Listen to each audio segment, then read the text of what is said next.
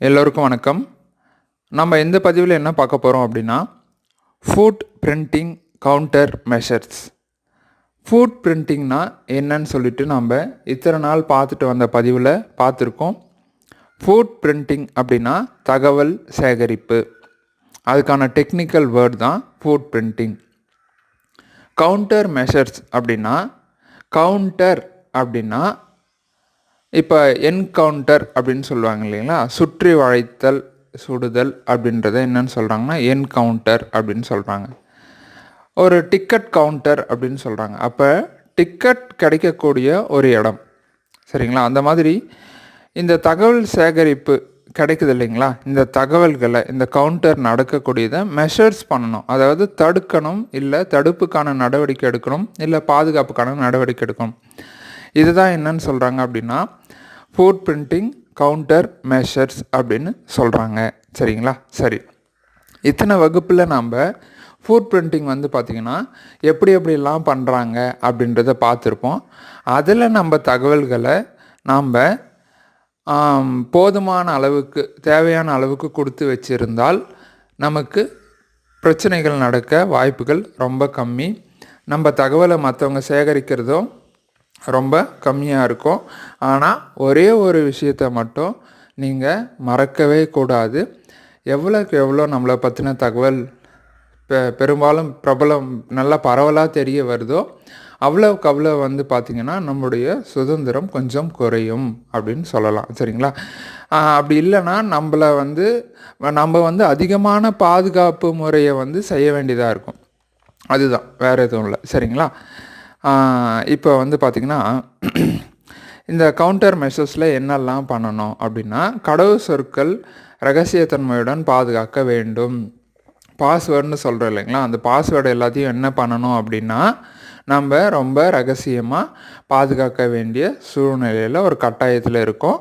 அந்த கடவுள் சொல் பாஸ்வேர்டை எப்படியெல்லாம் பயன்படுத்தினா பாதுகாப்பாக இருக்கலாம் அப்படின்றத பற்றி நம்ம ஒரு தனியாக ஒரு வீடியோவில் விவாதிப்போம். சரிங்களா. சரி, அதுக்கு அடுத்து தான் பார்த்திங்கன்னா சமூக பொறி தகவல் அறியும் நுட்பத்தை, அதாவது சோஷியல் இன்ஜினியரிங் அப்படின்னு சொல்லி ஒரு டாபிக் பற்றி நம்ம பார்த்தோம். அந்த தலைப்பு அதில் நம்ம விழிப்புணர்வாக இருக்கணும். சரிங்களா. சும்மா சாதாரணமாக ஒருத்தர் நம்மக்கிட்ட பேசி நம்மக்கிட்ட இருக்கக்கூடிய நமக்கு ரகசியமாக இருக்கக்கூடிய சில தகவல்களை எல்லாம் அவங்கக்கிட்ட போய் சேர்ந்துடாத மாதிரி நாம் பார்க்கணும். சரிங்களா. இப்போ ஒருத்தர் நம்மக்கிட்ட ஏடிஎம் கார்டு இருக்கா, அப்படி கிரெடிட் கார்டு இருக்கான்னு கேட்குறாருன்னு வச்சுக்கோங்களேன். கடன் அட்டை இருக்குதுன்னு சொல்கிறதோடு விட்டுடணும். அதனுடைய எண், அதுக்கு பின்னாடி இருக்கிற எண்ணெல்லாம் சொன்னால் அது பிரச்சனை. அதனால் எவ்வளோ தகவல்கள் வெளியே சொல்லணுமோ அவ்வளோ தகவலை மட்டும் சொல்லிவிட்டு நம்ம பாதுகாத்துக்கிறது ரொம்ப நல்லது. அதுக்கு அடுத்ததாக பார்த்திங்கன்னா நிறுவனங்களில் இருக்கும் பணியாளர்கள், வேலையாட்கள்லாம் இருப்பாங்களா, அவங்களுக்கு பார்த்திங்கன்னா அவங்கள இணைய பக்கத்தில் நிறைய இணைய பக்கத்தை பயன்படுத்துகிற மாதிரி வச்சுக்கக்கூடாது. ஒரு குறிப்பிட்ட அளவு அவங்களுக்கு தேவையான தகவல்களை மட்டும் அவங்க பார்த்துக்கிற மாதிரி வைக்கணும். சரிங்களா. இதனால தான் நிறுவனங்கள்லாம் என்ன பண்ணுவாங்க அப்படின்னா ஃபயர்வால் அப்படின்ற ஒரு இதை பார்த்திங்கன்னா பயன்படுத்துவாங்க. எதுக்காக அந்த ஃபயர்வால் அப்படின்னு பார்த்திங்க அப்படின்னா தேவையான இணையதளத்தை மட்டும் பார்க்கணும், இது எல்லாம் பார்க்கக்கூடாதுன்னு தடுப்பு நடவடிக்கை எடுப்பதற்காக மட்டுமே. சரிங்களா. சரி, அதுக்கு அடுத்ததாக பார்த்திங்கன்னா சர்வர்ன்றது கணினிக்கெல்லாம் ஒரு தலைவர் மாதிரி, ஒரு லீடர் மாதிரி. சரிங்களா. அந்த முக்கியமான கணினி என்ன பண்ணணும் அப்படின்னா அதை உபயோகப்படுத்துகிறத பாதுகாக்க வேணும். சரிங்களா. எல்லோரும் போய்ட்டு அதை உபயோகப்படுத்துகிற மாதிரி வச்சுக்கக்கூடாது.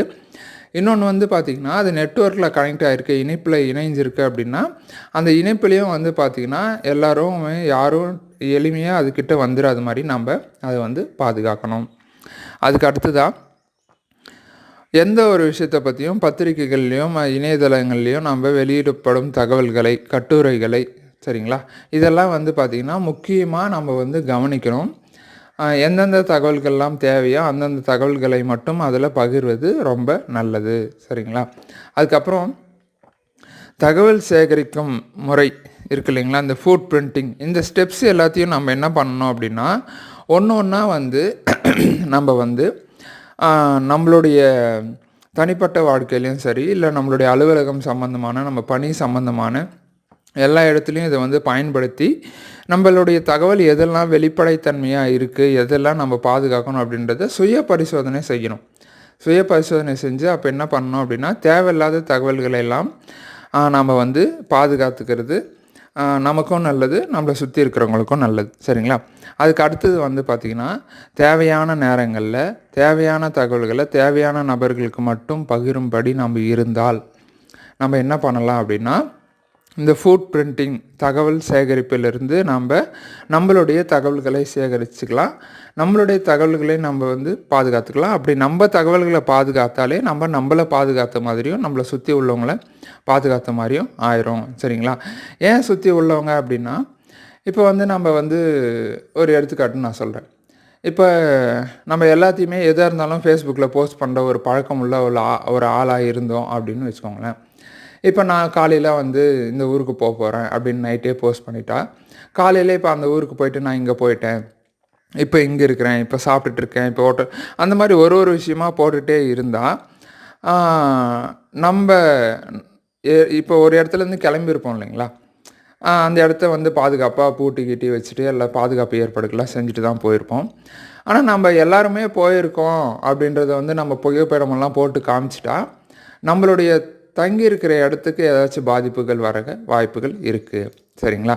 ஸோ அந்த மாதிரி நம்ம வந்து பார்த்திங்கன்னா தேவையான தகவல்களை தேவையான இடத்துல தேவையான நபர்களுக்கு மட்டும் தெரிகிற மாதிரி பகிர்ற மாதிரி வைக்கிறது ரொம்ப நல்லது. அடுத்த பதிவில் இன்னொரு புது விஷயத்தோடு சந்திப்போம். இந்த விஷயம் உங்களுக்கு புரிஞ்சிருக்கோம் அப்படின்னு நான் நம்புகிறேன். நான் சொன்னதெல்லாம் சரியா இல்லையா, இல்லை உங்களுக்கு வேறு ஏதாவது தகவல் தெரியுமா அப்படின்றத பற்றியெல்லாம் கமெண்ட் பண்ணுங்கள். உங்கள் கமெண்ட்காக காத்திருக்கேன். அடுத்த வீடியோவில் இன்னொரு புது விஷயத்தோடு சந்திப்போம். நன்றி.